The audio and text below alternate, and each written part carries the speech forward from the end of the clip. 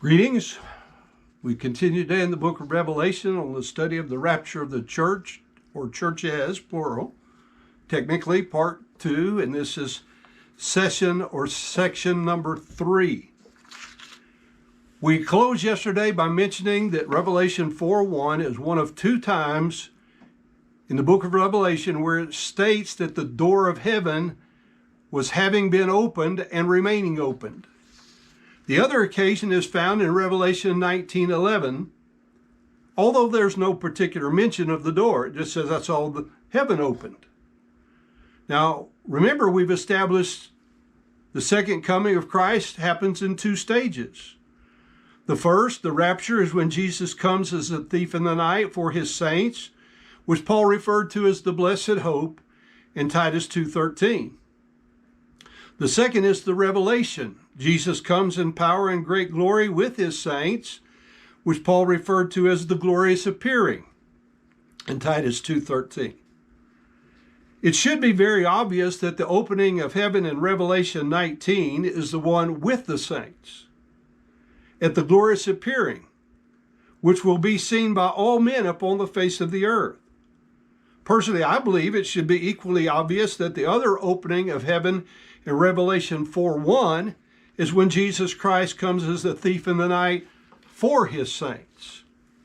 The one speaking in Revelation 4:1 is identified as the same voice which spoke with John in Revelation chapter 1, verses 10 through 19, who was none other than the omnipotent declarer, Jesus Christ himself. It was Jesus, the Alpha and Omega, the first and the last, who was speaking with John in Revelation 1. Therefore, we have the correct person speaking to meet the criterion for rapture here. In addition to the correct speaker, we have the correct kind of speech. He said it was a voice as it were a trumpet. If you examine both 1 Corinthians 15:51 and 52, and 1 Thessalonians 4:13 through 18, again, for the significance of both shouts and trumpet sounds in connection with the rapture. The Lord himself has descended in Revelation 1:10 through 12, and was standing behind John on the Isle of Patmos. Further, note the anticipated declaration which is set forth by means of the words, "You come up here." In John 11, we're given a foreshadowing of this great resurrection day. As Jesus says to Martha, "Thy brother shall rise again," in John 11:23.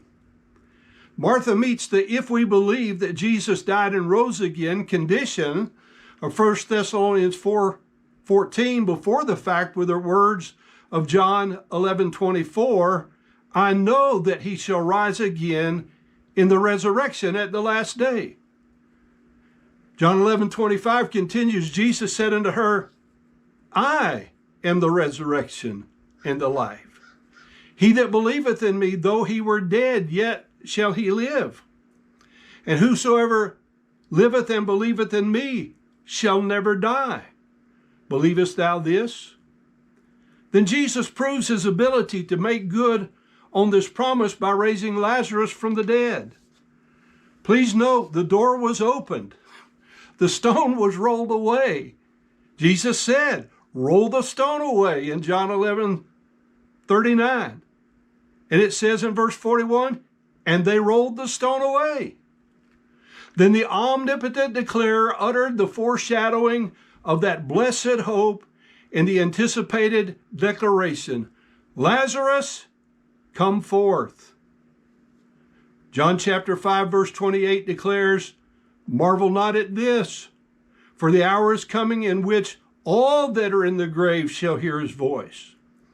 Just as surely as John was called up to heaven and Lazarus was called out of the grave, all the saved will be not only called out, but called up also.